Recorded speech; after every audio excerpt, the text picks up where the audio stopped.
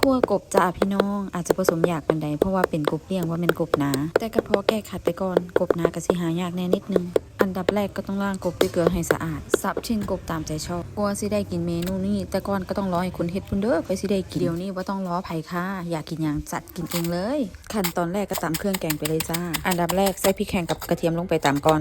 ตามด้วยหัวขิงไข่หรือตะไคร้ที่ซอยก็เพื่อความตำง่ายบ่แม่นปานนี้แต่อย่างใด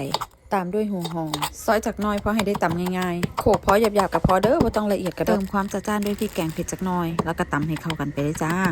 บางสูตรก็บ่ใส่พริกแกงเผ็ดก็แล้วแต่ความมักของแต่ละคนเปิดไฟเติมน้ำมันเอาพริกแกงลงไปผัดให้หอมออกทางแม่ๆจากน้อยเด้อกบกินเท้าได้ดีหลายกินเครื่องแกงหอมได้ที่เอากบลงไปผัดเลยจ้าผัดให้เข้ากันเด้อผัดให้เนื้อกบเข้ากับเครื่องแกงจากน้อยก่อนขั้นตอนนี้อย่าเฝ้าใจห้อนก่อนไฟเด้อจ้าผัดให้เนื้อกบเข้ากับพริกแกงดีๆก่อนเติมน้ำจากน้อยถ้าหม้อแห้งเกินไปพอหม้อเริ่มเดือดก็เติมเกลือตามด้วยมะขามเปียกเปียกพะลาจากน้อยตามด้วยผงนัวตามด้วยพริกไทยอ่อนใส่กระเทียมใส่กระตามใบมะกรูดขาดก็ได้ค่ะ